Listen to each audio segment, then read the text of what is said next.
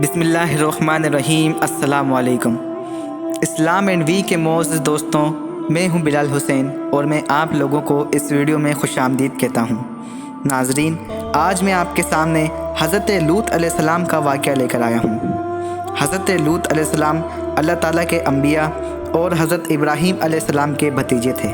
ناظرین، ویڈیو میں آگے بڑھنے سے پہلے میں آپ سے گزارش کرتا ہوں کہ آپ ہمارے چینل اسلام اینڈ وی کو سبسکرائب کریں، بیل آئیکن کو کلک کریں اور ہماری ویڈیو کو لائک کریں۔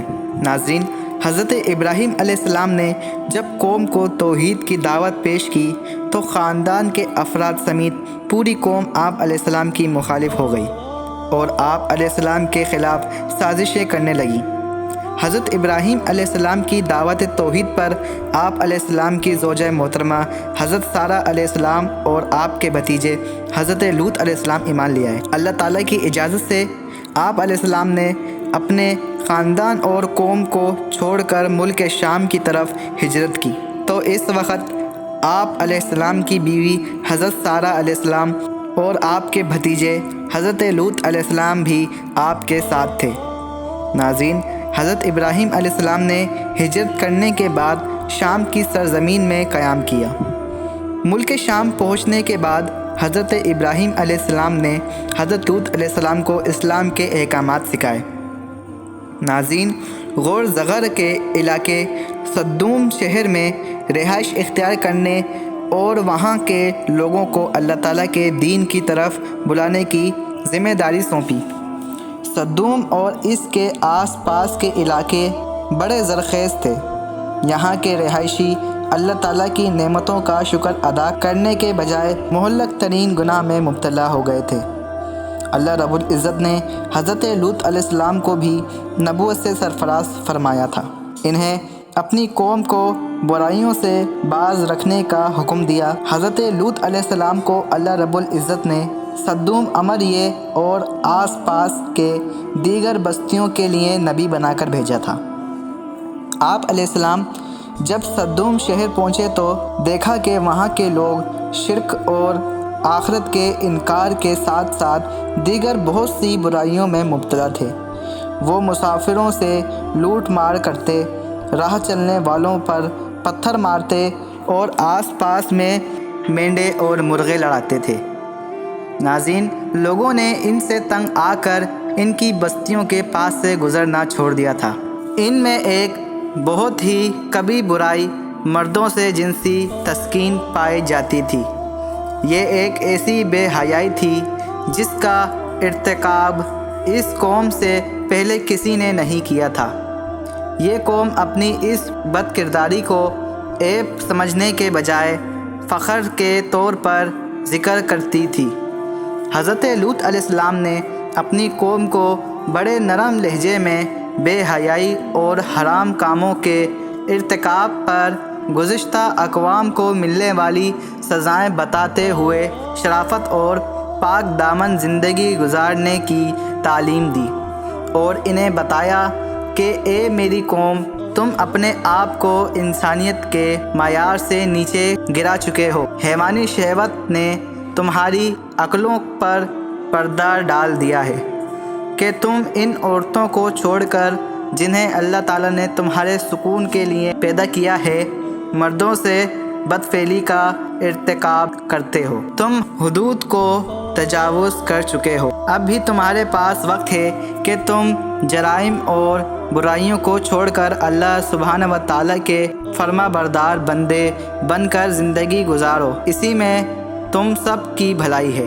ناظرین، حضرت لوط علیہ السلام نے اپنی قوم کو خوب واعظ و نصیحت کی اور انہیں اللہ تعالیٰ کی نافرمانی کرنے پر عذاب الہی کا خوف دلایا، لیکن انہوں نے واعظ و نصیحت کو قبول کرنے کے بجائے حضرت لوط علیہ السلام کو جھٹلا دیا اور کہا کہ آپ پاک دامن رہنا چاہتے ہیں تو ہمارے علاقے سے نکل جائیں۔ جس عذاب سے آپ ہمیں ڈرا رہے ہیں وہ بھی لے آئیں، ہم پھر بھی اپنی اس حرکت سے باز نہیں آئیں گے۔ ناظرین، حضرت لوط علیہ السلام نے اپنی قوم کو بڑے نرم لہجے میں واعظ و نصیحت کی، لیکن چند لوگوں کے علاوہ کسی پر بھی اس کا اثر نہ ہوا اور قوم نے آپ علیہ السلام کو مختلف تکلیف پہنچانے کے ساتھ ساتھ عذاب کا طالبہ بھی کر دیا۔ آپ علیہ السلام نے اللہ کے حضور دعا مانگی۔ ناظرین، فرمان الہی ہے، ترجمہ: اے میرے رب، ان فسادی لوگوں کے مقابلے میں میری مدد فرمائے۔ سورۃ العنکبوت آیت نمبر 30۔ ناظرین، جب حضرت لوط علیہ السلام نے اللہ تعالیٰ سے قوم کے خلاف مدد طلب کی تو اللہ تعالیٰ نے قوم لوط کو ہلاک کرنے کے لیے فرشتے بھیجے اور انہیں یہ بھی حکم دیا کہ وہ قوم لوط کو ہلاک کرنے سے پہلے حضرت ابراہیم علیہ السلام کو ان کے بیٹے اسحاق اور پوتے یعقوب کی خوشخبری بھی سنا دیں۔ چنانچہ اللہ تعالیٰ کے فرشتے پہلے حضرت ابراہیم علیہ السلام کے پاس آئے اور انہیں بیٹے اور پوتے کی خوشخبری سنائی۔ پھر حضرت ابراہیم علیہ السلام کو یہ بھی بتایا کہ ہمیں قوم لوط کو ہلاک کرنے کے لیے بھیجا گیا ہے۔ حضرت ابراہیم علیہ السلام نے جب فرشتوں کی زبانی قوم لوط کی ہلاکت کی خبر سنی تو ہمدردی کا اظہار کرتے ہوئے قوم لوط کی جانب سے دفاع کے طور پر کہنے لگے کہ تم اس قوم کو کیسے ہلاک کرنے جا رہے ہو جس میں اللہ تعالیٰ کے برگزیدہ نبی لوط بھی موجود ہیں۔ فرشتوں نے عرض کیا، ہم یہ سب جانتے ہیں، ہمیں حکم دیا گیا ہے کہ ہم پوری قوم کو ہلاک کر دیں سوائے لوط علیہ السلام اور ان کے خاندان کے۔ البتہ لوط علیہ السلام کی بیوی بھی عذاب الہی کا شکار ہوگی۔ ناظرین، حضرت ابراہیم علیہ السلام کو بیٹے اور پوتے کی خوشخبری دینے کے بعد وہ فرشتے حضرت لوط علیہ السلام کے پاس نہایتی حسن و جمیل نوجوان لڑکوں کی صورت میں مہمان بن کر سدوم پہنچے۔ حضرت لوط علیہ السلام ان خوبصورت مہمانوں کو دیکھ کر گھبرا گئے اور اس بات سے ڈرے کہ ان کی بدبخت قوم ان مہمانوں کے ساتھ کہیں برا سلوک نہ کرے۔